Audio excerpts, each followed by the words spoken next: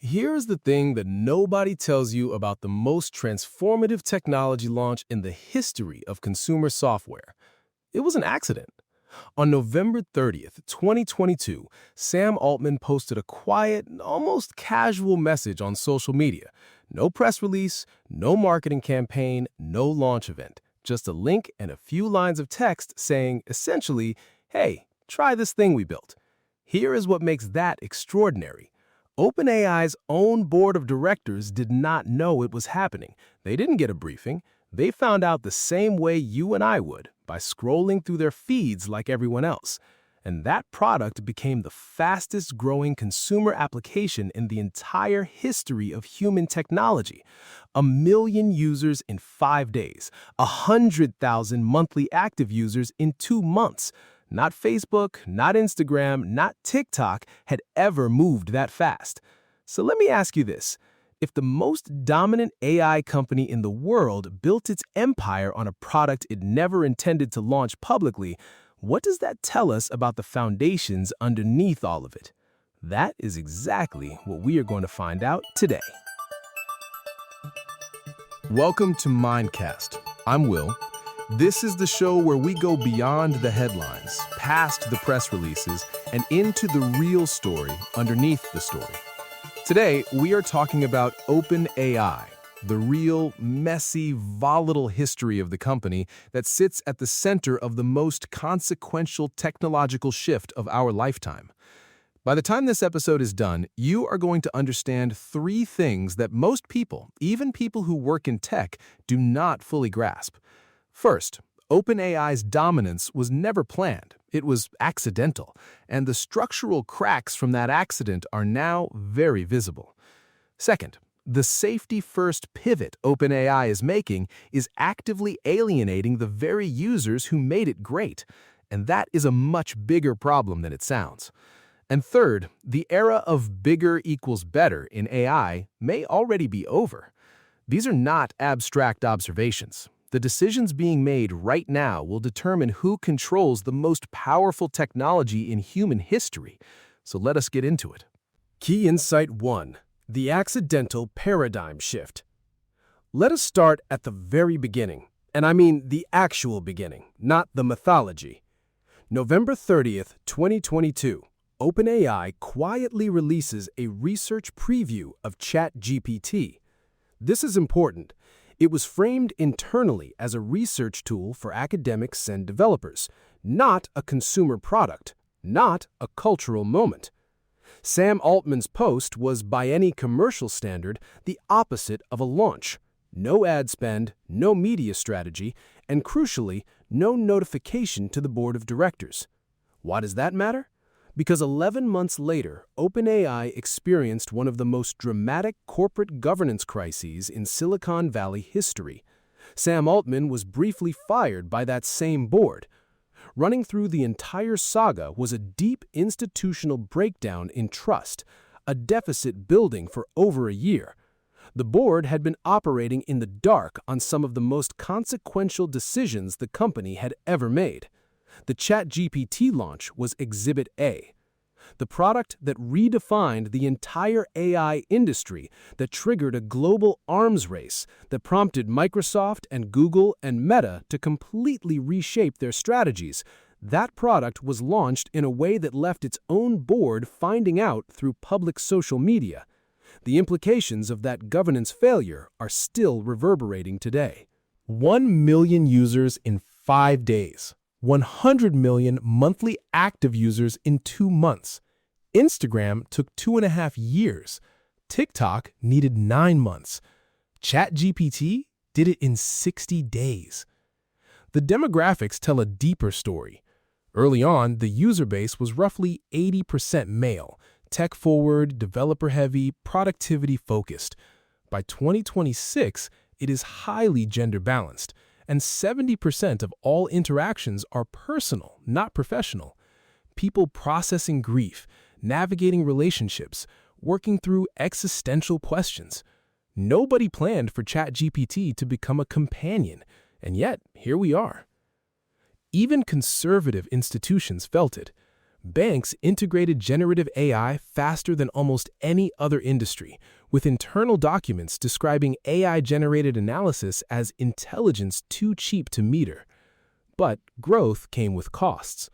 By early 2026, OpenAI faced a serious privacy lawsuit alleging it had embedded the Facebook Pixel and Google Analytics directly into ChatGPT, and that these tools were leaking sensitive user queries to Meta and Google. Medical questions, mental health disclosures, legal situations, potentially feeding commercial data pipelines. And here is the irony at the foundation of all of it. The architecture powering every one of these interactions came from a 2017 Google research paper called "Attention is All You Need," written by scientists trying to improve machine translation. Not a product pitch, a research paper. Its creators never imagined it would become a commercial product at all. Accidental origin, accidental launch, accidental empire. That is the foundation we are dealing with. This brings us to the second major point. Two deeply connected parts that together paint a picture of a company caught in a trap. Part 1, the infrastructure trap. OpenAI was founded in 2015 as a non-profit with a $1 billion pledge. Reality check, by 2021, only $133 million had actually been collected. You cannot build frontier AI on partial pledges. So, in 2019, OpenAI restructured into a capped for-profit subsidiary, and that is when Microsoft walked in. $1 billion initially. Then, in January 2023, a deal reported at $10 billion. By 2025, Microsoft's cumulative investment reached $13 billion for a 27% stake. But here is what the headline obscures. Most of that January 2023 tranche was not cash, it was Azure Cloud Compute credits. Microsoft was recycling capital onto its own balance sheet.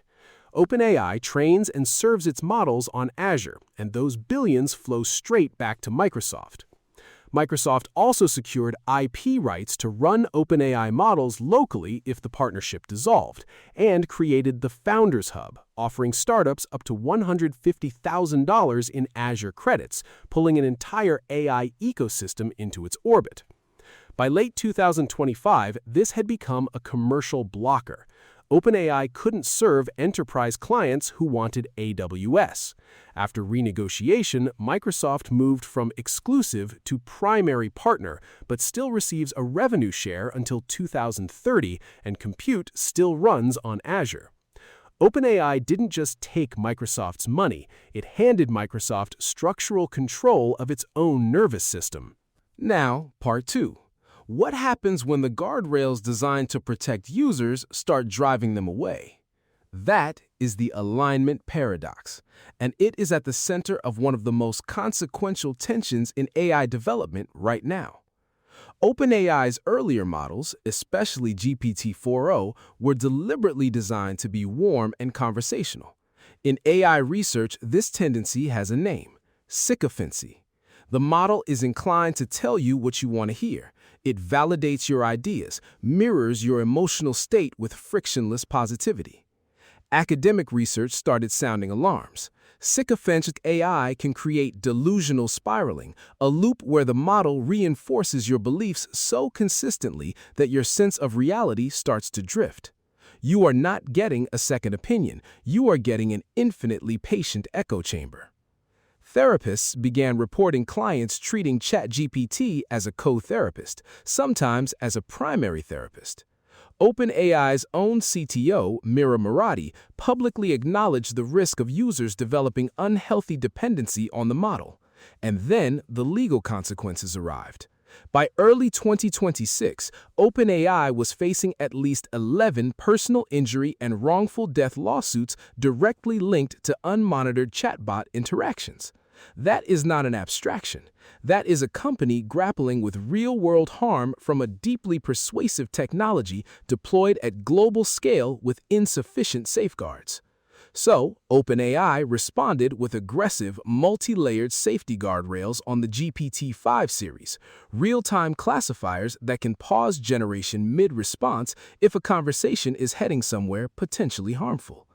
And this is where it gets complicated, because the users noticed, and they were not happy. Power users and developers described GPT 5.2 as flattened by safety alignment, like interacting with a compliance officer that routes around your actual request instead of engaging with it. The example circulating in developer communities is telling.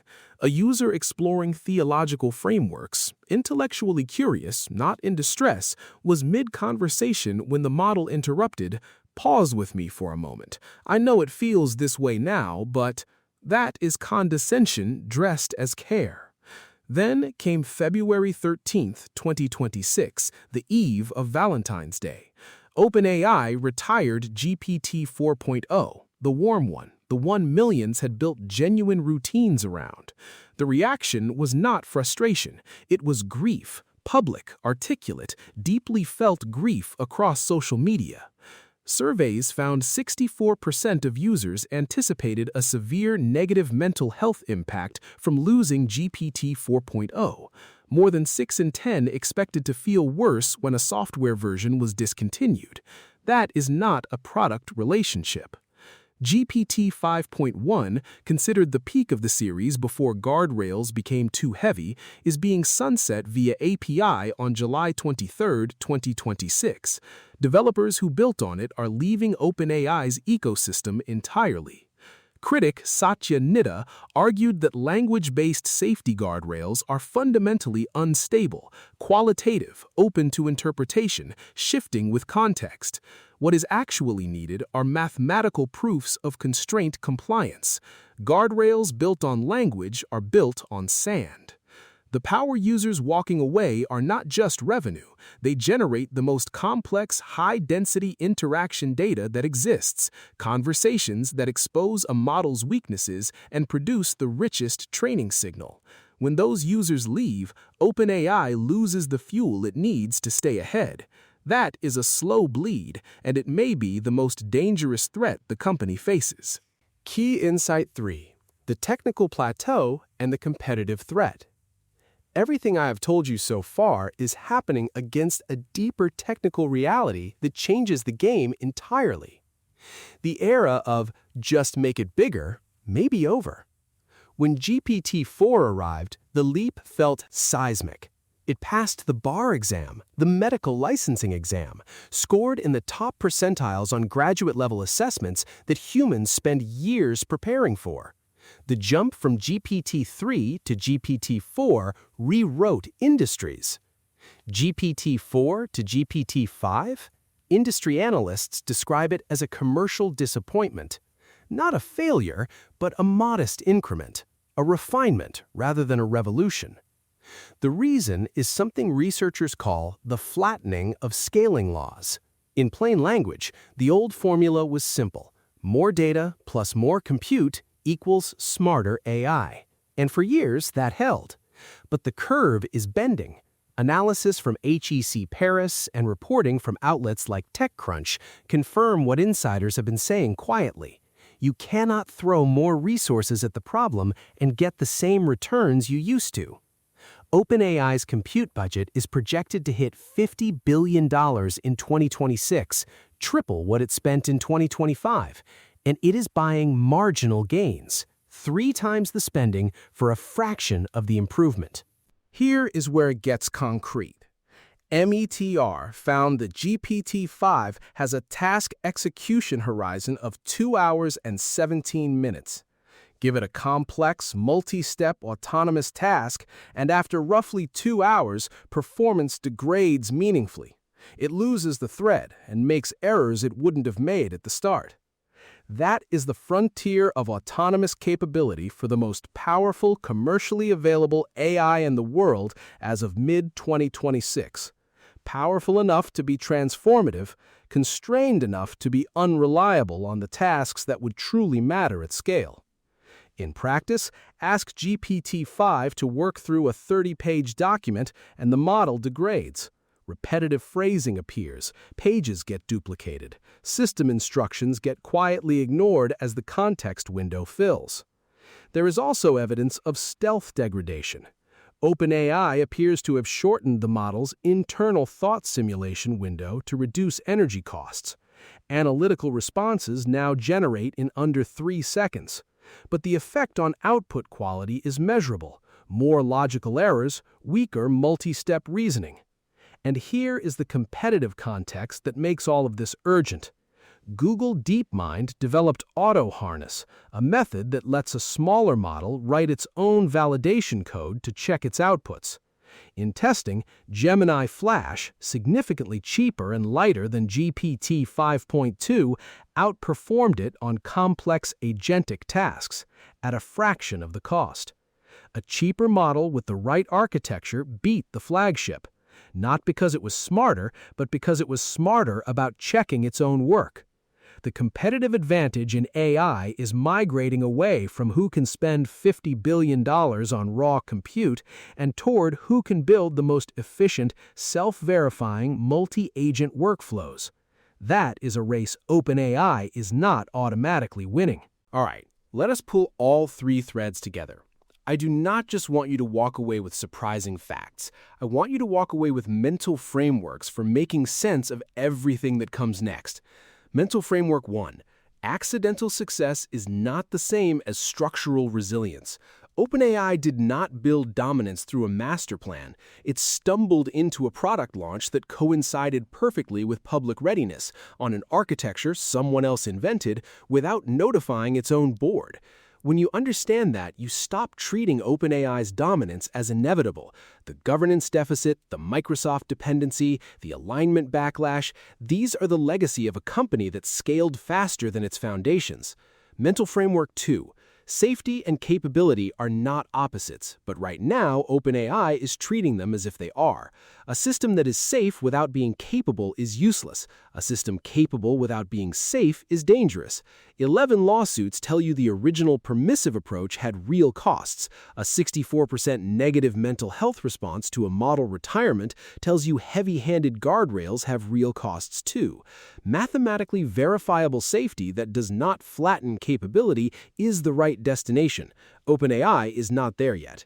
Mental framework 3. Bigger is no longer better. The next era of AI will be won by whoever builds the most efficient, self-verifying, multi-agent systems, not whoever spends the most on pre-training compute.